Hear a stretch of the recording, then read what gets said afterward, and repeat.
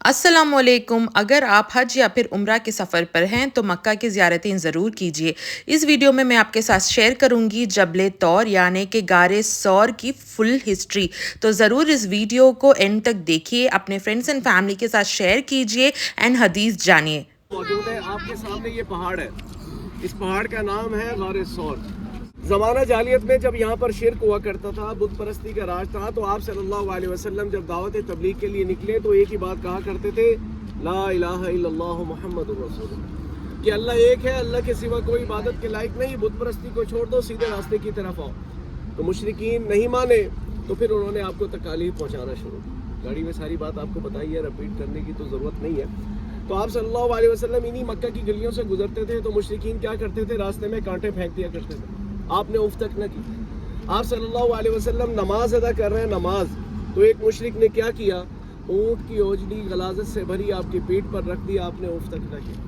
آپ صلی اللہ علیہ وسلم حسب معمول ایک اپنے راستے سے گزرا کرتے تھے تو مکہ میں ایک ضعیف خاتون کی ایک عادت تھی، ایک بوڑھی خاتون تھی، وہ کیا کرتی تھی، اپنے گھر کا سارا کوڑا کرکٹ کچرا اکٹھا کرتی اور آپ صلی اللہ علیہ وسلم کے راستے میں پھینک دیا کرتی تھی۔ آپ صلی اللہ علیہ وسلم نے اف تک نہ کی۔ ایک دن گزر رہے ہیں تو راستے میں وہ کوڑا کرکٹ نظر نہیں آیا تو آپ صلی اللہ علیہ وسلم نے صحابہ سے پوچھا، بھئی جاؤ دستک دو، پتہ کرو کیا بات ہے، آج میرے راستے میں وہ کچرا نظر نہیں آیا۔ تو جب صحابہ پہنچے تو کیا دیکھا، دستک دی، اندر گئے تو پتہ لگا کہ وہ تو بہت شدید بخار کی حالت میں مبتلا ہے۔ آپ صلی اللہ علیہ وسلم اس کے گھر گئے، اس کی تیمارداری کی، اس کی عیادت کی، اور وہ اس قدر شرمندہ ہوئی کہ جس کے راستے میں کوڑا کرکٹ پھینکتی تھی، جس کو میں تکلیف پہنچاتی تھی، وہی میری تیمارداری کے لیے، وہی میری خدمت کے لیے میرے گھر تشریف لے کر۔ تو آپ صلی اللہ علیہ وسلم حسب معمول دین کی تبلیغ کرتے تھے، تو جو نوجوان ینگسٹر بچے تھے وہ آپ کے حسن اخلاق سے، آپ کے رویے سے، آپ کی سیرت سے متاثر ہو کر چوک در چوک دائرہ اسلام میں داخل ہونے لگے۔ جب دائرہ اسلام میں داخل ہونے لگے تو مشرکین نے سارے بڑے سرداروں کو اکٹھا کیا اور آپ صلی اللہ علیہ وسلم کو بہت ساری آفر دی اور ان کو کہا کہ آپ کو عرب کی نہیں، مکہ کی نہیں، پورے عرب کی بادشاہت دیتے ہیں، آپ دین کی تبلیغ کو چھوڑ دیں۔ آپ صلی اللہ علیہ وسلم نے فرمایا کہ نہیں، اللہ ایک ہے، اللہ کے سوا کوئی عبادت کے لائق نہیں، اور میں پیغمبر آپ کو دعوت تبلیغ دینے کے لیے آیا ہوں کہ بت پرستی کو چھوڑ دیں۔ انہوں نے کہا کہ آپ کو روپیہ، پیسہ، دولت جو چاہیے، سلطنت آپ لے لیں، آپ دین کی تبلیغ کو چھوڑ دیں۔ آپ صلی اللہ علیہ وسلم نے فرمایا کہ نہیں۔ تو جب نہیں مانے تو پھر انہوں نے کہا کہ آپ کو مکہ المکرمہ سے نکال کر باہر کہیں دور چھوڑ آتے ہیں، نہ وہ مکہ میں رہیں گے اور نہ دین پھیلے گا۔ تو بیچ میں شیطان موجود تھا، اس نے کہا کہ دیکھو، پیغمبر محمد صلی اللہ علیہ وسلم کی جو شخصیت ہے وہ ایسی شخصیت ہے کہ جہاں وہ جائیں گے ان کے دیوانے ان کے پیچھے چلے جائیں گے، یہ ممکن نہیں ہے۔ تو پھر شیطان نے کہا ایسا کرتے ہیں کہ نعوذ باللہ، نعوذ باللہ، اللہ کے نبی صلی اللہ علیہ وسلم کو قتل کر دیا جائے، شہید کر دیا جائے، نہ وہ زندہ رہیں گے اور نہ دین پھیلے گا۔ تو پھر جبرائیل علیہ السلام وہی لے کر آئے کہ آپ مکہ چھوڑ کر چلے جائیں۔ تو پھر آپ نے حضرت علی رضی اللہ تعالیٰ عنہ کو اپنے گھر بلایا، مشرکین کی جتنی امانتیں آپ کے پاس سپرد تھی وہ حضرت علی کے سپرد کی، ان کو کہا کہ علی تم نے میرے بستر پر سونا ہے، صبح اٹھنا ہے، یہ امانتیں واپس کرنی ہے، ہم مکہ سے چھوڑ کر ہجرت کا راستہ اختیار کریں۔ اب گھر سے نکل رہے ہیں تو چاروں طرف سے مشرکین نے گھر کو گھیرا ہوا، متوقع موت گھر کے باہر موجود ہے۔ آپ صلی اللہ علیہ وسلم کو اللہ نے ایسی غیب سے مدد کی کہ آپ باحفاظت وہاں سے نکلے اور پیدل۔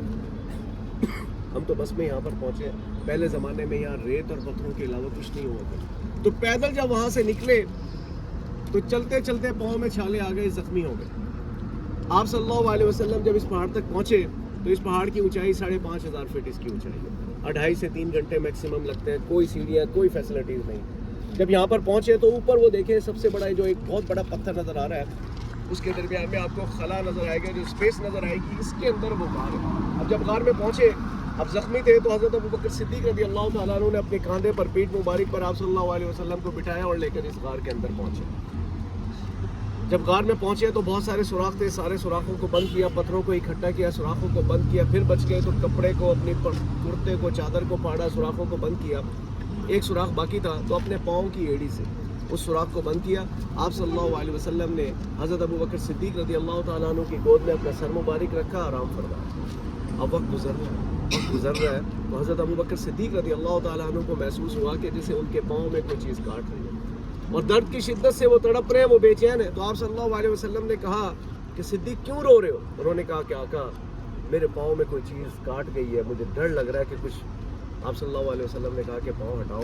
تو جب پاؤں ہٹایا تو کیا دیکھا کہ وہاں پر ایک سانپ موجود ہے۔ بعض रिवायात में है कि जहरीला जानवर था, लेकिन मुस्तनद ऑथेंटिक बात यही है जो साबित हुई है कि वहाँ पर एक सांप मौजूद। आप सल्लल्लाहु अलैहि वसल्लम ने जब उस सांप को देखा तो हज़रत अबू बकर सिद्दीक ने जब पाँव हटाकर देखा तो डर गए कि इस सांप ने मुझे इतना नुकसान पहुंचाया, डैमेज किया, ज़ख्मी किया, कहीं ये अल्लाह के नबी सल्लल्लाहु अलैहि वसल्लम तक ना पहुंच जाए।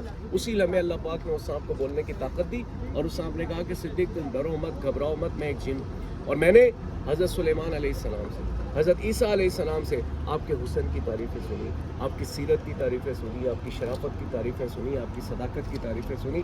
मैं तब से लेके आज तक आपका दीवाना हूँ और तब से लेके आज तक इस गार के अंदर मौजूद हूँ, सिर्फ़ और सिर्फ आपका दीदार करने के लिए। कैसी मोहब्बत!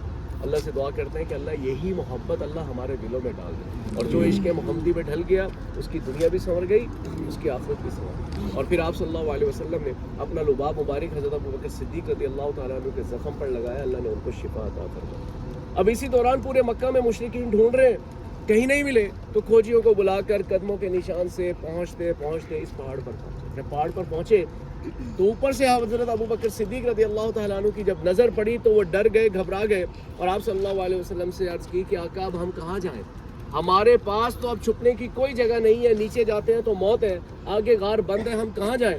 तो उसी लम्हे कुरान की एक आयत नाजिल हुई कि ला तहज़न इन्नल्लाह मअना, कि सिद्दीक़ तुम गम न करो, हमारे साथ अल्लाह की मदद है। फिर उसी लम्हे अल्लाह ने कबूतरों को हुक्म दिया, ये जितने कबूतर आपको मक्का मुकर्रमा में नज़र आते हैं उसी निस्बत से पाए जाते हैं, कबूतरों को हुक्म दिया, उन्होंने इस गार के अंदर घर बनाए, अंडे दिए, बच्चे दिए। मकड़ियों को हुक्म दिया, पूरी गार को जालों से बुन दिया, और जैसे ही मुशरिकीन ऊपर पहुँचे तो क्या देखा कि पूरी गार कबूतरों से भरी हुई है, पूरी गार अंडों से, बच्चों से भरी हुई है, जालों से बुनी हुई है कि सील पैक हो गई, पॉसिबल ही नहीं है कि अंदर कोई नहीं। तो कदम कदम पे अल्लाह पाक ने हिफाजत फरमाई।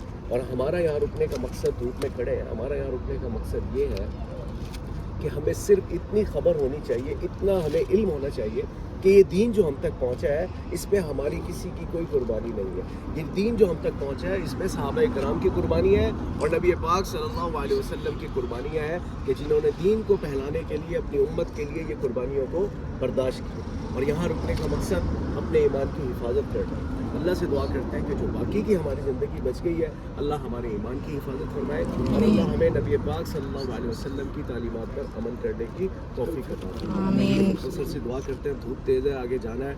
आज ड्राइवर भी भाई सुन लें, हमारा ड्राइवर भी आज बहुत गुस्से वाला है, तो सुबह से मुझे इतना टॉर्चर कर रहा है, जिद कर रहा है कि मैं आपको बता नहीं सकता, क्योंकि बार बार मैंने उसको कहा कि भाई आ रहे हैं हाजी आ रहे हैं, वो बोलता है मैं छोड़ कर चला जाऊँगा, मैं छोड़ कर चला जाऊँगा। उसको बड़े किस तरीके से हैंडल कर रहे हैं, दुआ करें अल्लाह उसके दिल में रहम डाले कि सारी ज़ियारत अच्छे तरीके से करा के होटल वापस आए। तो मुसलसल से दुआ करते हैं और फिर चलते हैं।